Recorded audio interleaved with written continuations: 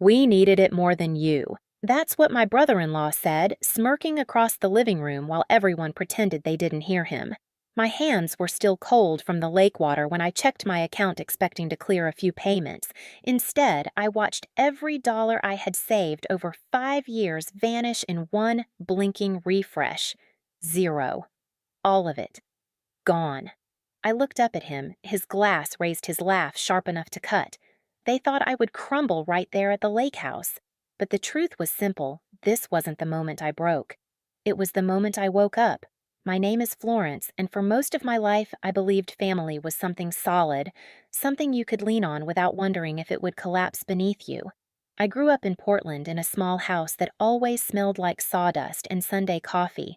My parents ran a tiny hardware store on the edge of the city, the kind of place where regulars stopped by just to talk.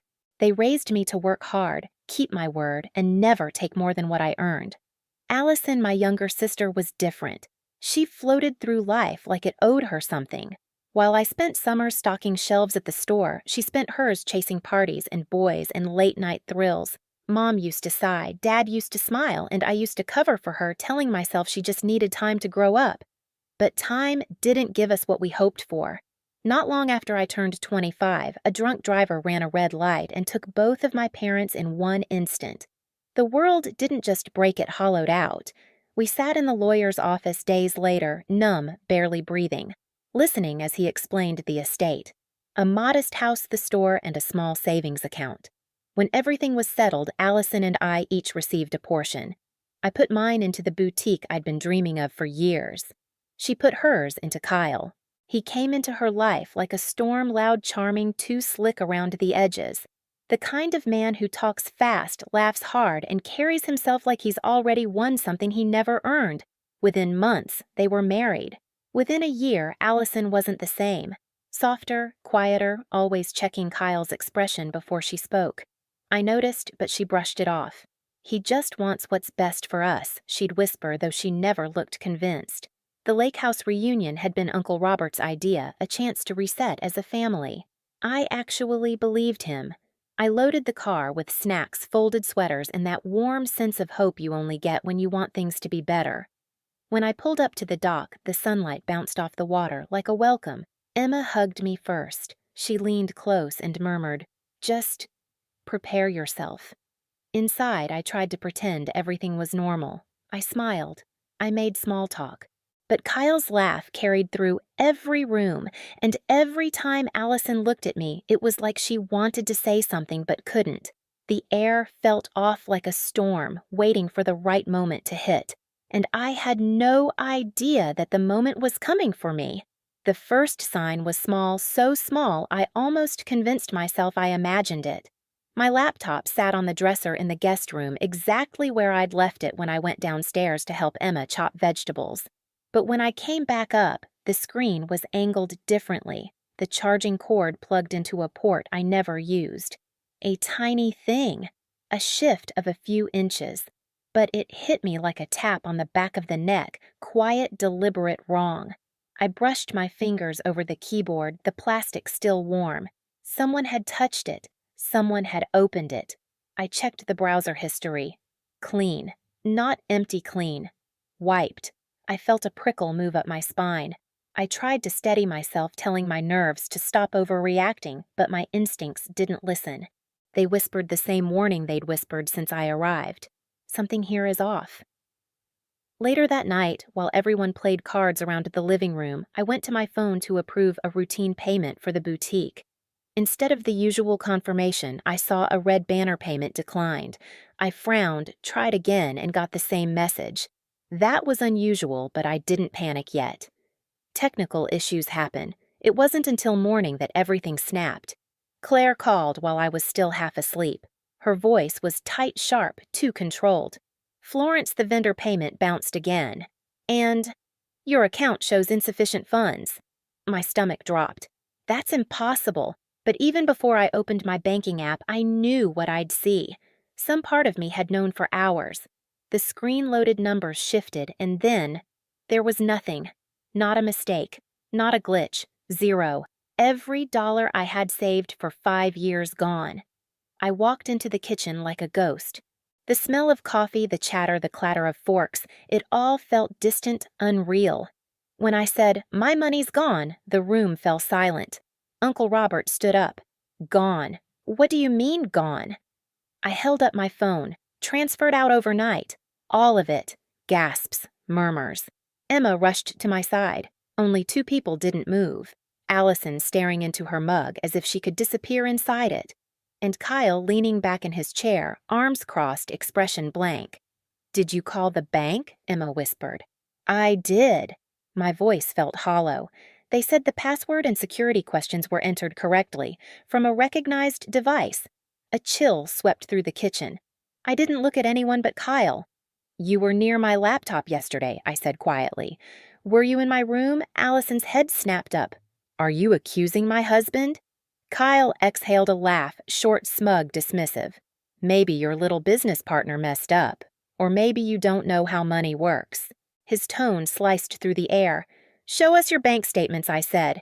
"If you're so financially stable." His smirk twitched just barely. "I don't owe you proof." "Oh, really? Because if you weren't involved, you'd be shouting louder than anyone here." Allison's hands trembled. She wouldn't look at me. Kyle finally leaned forward, voice cold enough to frost glass. "We needed it more than you." The room erupted shouts, disbelief, but I didn't hear any of it. I just felt something inside me harden, settle, sharpen. This was no misunderstanding. This was betrayal, planned, personal, and precise. And it was the moment I stopped being afraid. I don't remember sitting down. One moment I was standing in the kitchen with Kyle's words ringing in my ears, and the next my legs felt too weak to hold me. My palms were cold, my breathing shallow, but my mind was suddenly the clearest it had been in years. Shock does that. It shatters the noise until only the truth remains. Allison whispered something, her voice shaking, but I couldn't hear her. My focus narrowed to the man leaning back in his chair, like he'd just won a game no one else knew they were playing. Kyle tapped his thumb against his glass, relaxed, utterly sure of himself. That confidence, so smug, so unearned, did more than devastate me. It woke something. I stood slowly, my legs trembled, but my resolve didn't. My fingers found the strap of my bag hanging over the chair. The leather felt cool, grounding. When I picked it up, Kyle's eyes flicked to the movement. Just a flicker, but enough. Trembling, I reached for my bag and said, I paused long enough for him to smirk again. "Then you won't mind what's coming next." The room froze. Even the hum of the refrigerator felt louder than anyone's breathing. Kyle scoffed and stood up so abruptly his chair scraped across the floor. "You're not calling anyone," he snapped, stepping toward me. Before he got close, Uncle Robert moved in front of him, shoulders squared. "Back off," he said. Calm, firm, the kind of voice that had settled decades of family arguments. Kyle laughed in his face. "Oh, please. She's being dramatic. The money's gone. Done. Buried. She'll never see it again." The look he gave me wasn't the look of a man bluffing. It was the look of a man used to getting away with things, the kind of man who counted on people staying quiet. Allison finally rose from her seat, voice cracking. "Kyle, please." He didn't even look at her. He grabbed her wrist like a handle and pulled her beside him, a gesture so quick and practiced, my stomach turned. I took a step forward. "Allison," I said softly, "what's really going on?" Her eyes darted to mine, haunted, trapped. She opened her mouth, but Kyle's grip tightened. "We're leaving," he barked. "Get your stuff." "No one is going anywhere," I said. My voice wasn't loud, but it carried. "Not until I get every cent back. Or until the police get here." Kyle laughed, a sharp, barking sound. "The police. Go ahead. Call them. Tell them you lost your money." "What are they going to do? Hug you?" He thought this was still his moment. He had no idea it was already over. Because while he had been gloating, I had been remembering something he didn't know. 6 months earlier, after a hacking attempt on my boutique's network, I'd installed a quiet little security tool on my laptop. A tool that photographed anyone trying to access my files. Logged keystrokes, stored device IDs, kept everything time-stamped, and if someone had used my laptop in the middle of the night, the evidence was already safe, already recorded. I pulled my phone from my bag. Kyle lunged, but Uncle Robert blocked him again. You won't mind what's coming next, I repeated softly. Then I made the call. The call barely rang once before the dispatcher picked up.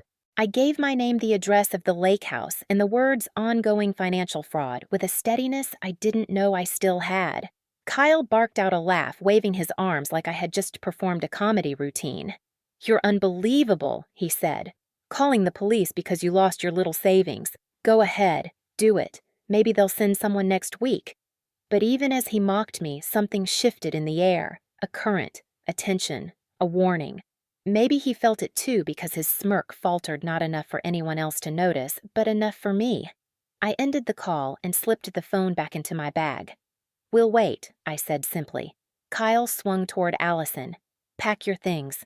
Now. She didn't move. Her fingers curled into the fabric of her sweater knuckles, whitening. Allison, I said gently, just tell the truth. Her gaze flicked between us between my steady calm and Kyle's frantic irritation. She opened her mouth, but he grabbed her arm again. Don't say a word. Emma stepped forward. Let her talk. Kyle shot her a look that could curdle milk. Stay out of this. But for the first time since I'd arrived at the lake house, it wasn't me who reacted. It was Allison. She wrenched her arm out of his grip, voice breaking. I'm tired, Kyle. I'm tired of lying for you. The room froze. Aunt Patricia gasped quietly. Uncle Robert's jaw tightened. Kyle stared at her stunned. Then, anger rose in him like a tide. You stupid, he never finished the sentence. Because that was when the sound came, a loud, violent bang so powerful it shook the walls, rattled the windows, and sent a few picture frames crashing to the floor. Everyone flinched. Even Kyle. Emma whispered, What was that? But I knew. Deep down, I knew. Seconds later, the front door flew open with a force that whipped cold morning air through the hallway. Heavy steps pounded across the wooden floor. Voices followed. Portland police. Nobody moved. Kyle's bravado evaporated. His face drained of color as 3 uniformed officers entered the living room, followed by a woman in plain clothes, Detective Harmon. She held a folder in her hand. Florence, I stepped forward. That's me. She nodded, once eyes sharp and efficient. Your bank's cybersecurity team flagged suspicious transfers tied to your accounts. We received the alert and traced multiple login attempts from this location. Kyle found his voice stuttering. This is a misunderstanding. Someone hacked us. Detective Harmon raised an eyebrow. Interesting. Because the login attempts came from a recognized device. Uncle Robert's eyes drifted toward my guest room. Mine stayed locked on Kyle. He swallowed hard. Lots of people could have borrowed her laptop. Good, I said quietly. Then you won't mind what's in here. I handed Detective Harmon my phone. She opened the folder I'd prepared, scrolling through photos and timestamps. Photos the security software had taken. Photo after photo of Kyle sitting at my laptop typing with intense focus, the glow of the screen reflecting off his face. Every angle, every attempt, every keystroke logged. Detective Harmon's expression didn't change, but her voice did firmer, colder. Mr. Henderson, turn around. Hands behind your back. Kyle stumbled backward. No, wait, this is crazy. 2 officers grabbed him before he could bolt. He thrashed, shouting, Allison! Tell them I didn't! Allison! But Allison wasn't moving toward him. She was standing beside me, crying, but steady, stronger than I'd seen her in years. You did it, she whispered. You know you did. Kyle stared at her like she'd stabbed him. You worthless Detective Harmon, cut him off. Enough. They cuffed him. His wedding band clinked against the metal as his hands shook. You think you're free without me? He spat at Allison. You're nothing without me. Allison stepped closer, not to comfort him, but to deliver the quietest, sharpest blow. I was nothing with you. His face twisted. His bravado crumbled. And for the first time since I'd met him, Kyle looked afraid. As they dragged him toward the door, he shouted my name like it was an accusation. Florence. This isn't over. But it already was. When the officers pulled him outside, the house fell silent. Completely silent. Aunt Patricia wiped her tears. Uncle Robert let out a shaky breath. Emma touched my shoulder. Then Allison collapsed into my arms. Not weak, released, like a weight she'd carried for years had finally slipped off her back. "I'm sorry," she cried. "I should have told you. I should have left him. I just didn't know how." I held her tighter. "It's over now," I said. "You're safe." Detective Harmon returned. "With all this evidence, you'll likely recover most of the funds, and he won't be able to use threats or coercion against anyone for a long time." I nodded, but my eyes drifted toward the window, the place Kyle had stood the night before, laughing like he owned the world. Today, the world answered him back, and it didn't laugh. The lake house felt different after Kyle was gone, quieter, lighter, almost like the walls themselves exhaled. The officers' cars had already rolled down the long gravel driveway when Allison and I stepped onto the porch. She looked small in the morning light, but not fragile, more like someone finally realizing the world wasn't as dark as she'd been taught to believe. Over the next week, everything moved quickly. Detective Harmon kept me updated as the bank recovered transfer records and traced Kyle's digital trail. When she called to tell me that most of the money would be returned and the remaining losses covered by fraud protection, I sat down on the edge of my bed and let myself breathe for the first time in days. 5 years of work. Saved. Allison made her own call to a friend with a spare room and filed for divorce soon after. She moved in with me, temporarily filling my apartment with soft apologies and the scent of her late-night baking. There were moments when guilt washed over her in waves, but I reminded her that surviving someone like Kyle wasn't weakness, it was endurance. And now she was choosing something better. A few weekends later, the family gathered again at the lake house this time, not for a reunion, but a reset. We repainted the porch railings, fixed the windows Kyle had slammed during an argument months earlier, and opened every curtain to let the light back in. The house didn't feel haunted anymore. It felt reclaimed.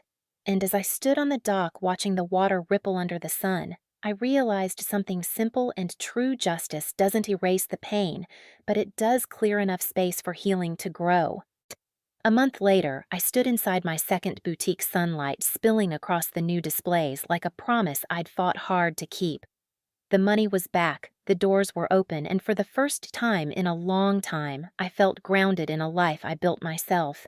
Allison stopped by that afternoon with fresh pastries, her smile softer, steadier. She wasn't healed yet, but she was moving toward something real, something hers. Looking back at the lake house, at Kyle, at everything that broke and everything that rebuilt, one truth stayed with me. Blood doesn't give anyone the right to hurt you. Boundaries do. If this story hit something in you, share your experience below and subscribe so you don't miss the next one.